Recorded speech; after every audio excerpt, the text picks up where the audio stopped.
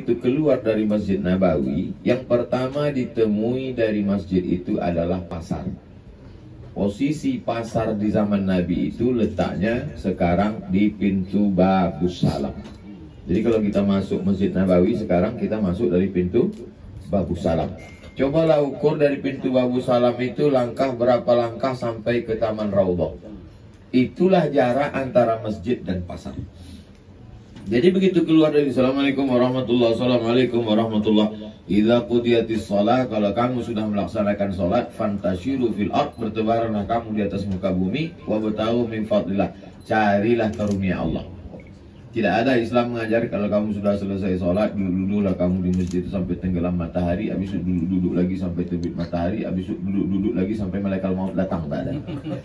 Tapi setelah sholat itu kita disuruh bertebaran di atas muka bumi, makanya berdoa, Allahumma inni as'aluka min fadlik. Lalu kemudian bagaimana dengan zuhud? Nah ini selalu orang banyak mengaitkannya. Ya udahlah, saya udah taubat Pak Ustaz, udah hijrah, saya zuhud aja. Zuhud itu artinya barang itu ada tapi tidak dipakainya untuk pribadi, diserahkannya untuk agama Allah. Itu arti zuhud itu.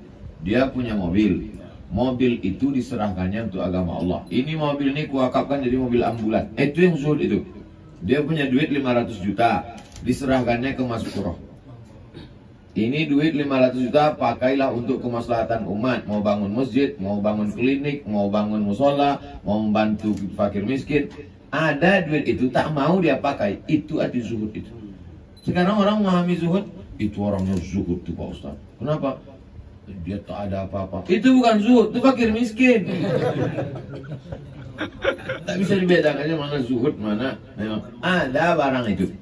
Mana dalil? Ini Ustaz ngomongnya mesti pakai dalil Pak Ustaz. Nabi waktu perang Badar tahun kedua hijrah, kalau dia dapat wahyu umur 40, dia berdakwah di Makkah 13 tahun.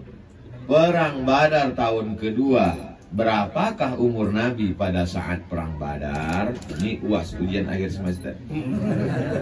40 tambah 13 tambah 2, 55 tahun. Waktu dia umur 55 tahun, dia panglima perang. Waktu umur 55 tahun, dia naik kuda dari Madinah ke Badar 150 km. Waktu umur 55 tahun, dia dapat ghanimah hasil dari perang Badar. La taqillu an khamsina alfa dinarin. 50.000 keping uang dirham. Uang dinar. Satu duit dinar itu 4,25 gram. 4,25 gram emas berarti sekarang 4.250.000. Tapi karena kita udah lama kenal, 4 juta aja lah. 4 juta kali 50, satu keping kan 4 juta. 4 juta kali 50.000 keping. Orang hipmi tahu berapa tuh? Hah? 200 miliar. So, itu enaknya ceramah pakai itu. Jadi duit Nabi tahun 2 itu 200 miliar. Ada pernah nampak istana Nabi Muhammad terbuat dari emas, garpunya dari perunggu? Ada. Nabi itu punya atau tak punya? Punya, tapi tak dipakainya. Itu mana zuhud itu? Bukan tak punya. Ini sekarang anak muda setelah hijrah gimana? Jadi kalau buka usaha ruko kemarin, ada Pak Ustaz, kita zuhud aja sekarang. Bukan zuhud, malas. Jangan sampai kemalasan kita dilegitimasi dengan ajaran agama. Ini yang paling bahaya. Malas dia, bangun jam 9 pagi, pas ditanya orang, kenapa kau tak buka usaha? Rezeki dijamin Allah. Mana letak tawakal kita? Ini orang mesti dicampakkan ke sungai Musi. Semak dunia aja deh. Oleh sebab itu maka pahami agama ini dengan baik. Siapa orang yang booking tempat di surga? Man bana masjidan banallahu mithlahu baitan fil jannah. Orang yang booking tempat di surga, orang yang bangun masjid. Setiap ketua HIPMI bangun satu masjid. 2-3 masjid, Ustaz. 2 dan 3 masjid. Maksudnya satu masjid ini sebulan. Setiap kecamatan itu mesti ada masjid-masjid. masjidnya mesti macam Masjid Nabawi. Macam mana Masjid Nabawi itu? Di samping masjid ada pasarnya. Sehingga nanti buat acara tabligh akbar subuh kajian dengan Ustadz Solhas, kajian dengan Ustadz Ali, kajian dengan Al Mukarram, kajian dengan Ustadz Masfuroh. Setelah kajian jamaah diajak beli sembako bersama. Ke warung siapa? Warung kita. Duitnya duit siapa? Duit jamaah. Balik kepada siapa? Balik ke umat. Sekarang kambing punya susu, sapi punya nama. Susu siapa? Susu sapi. Pas dicium bau kambing. Jamaahnya punya kita, tapi kita tidak mengelola. Bagaimana kita mengelola jamaah ini full 24 jam. Sekarang yang baru kita kelola jamaahnya cuma satu, pengajiannya saja. Yang lain dari pengajian tak kita kelola. Bangun tidur, masuk dia toilet, gosok gigi. Mestinya pasta giginya siwak. Siapa yang memproduksi itu?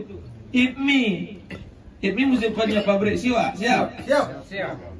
Habis itu dia mandi, dia pakai sampo. Janganlah jadi pakainya sampo si Macron. Habis itu dia pakai sabun. Sabunnya sabun produk kita.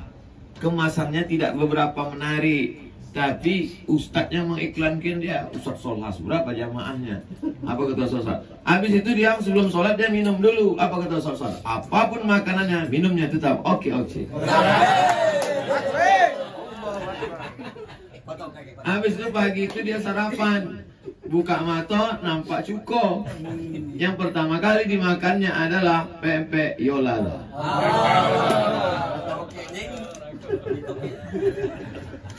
Mau tidur malam, dia takut digigit nyamuk, dioles. Dari mulai buka mata sampai tutup mata, semua produknya mesti dikelola oleh umat. Dari umat balik kepada umat. Tanggung jawab siapa ini? HIPMI. Tanggung jawab saya. Aku dah menyampaikan kepada bisnismen, usahawan muda ini. Kalau aku nanti di akhirat ditanya Allah Ta'ala di padang mahsyar, kenapa umat ini tidak maju, hai Abdul Somad? Kau hanya ceramah, cerita masalah maulid, cerita masalah tahlil, cerita masalah haul. Tidak ya Allah, udah aku sampaikan. Dari mulai obat nyamuk sampai gosok gigi, udah aku suruh ke HIPMI. Disaksikan malaikat malam ini. Saya tak ada, saya nanti meninggal langsung masuk surga aja lagi.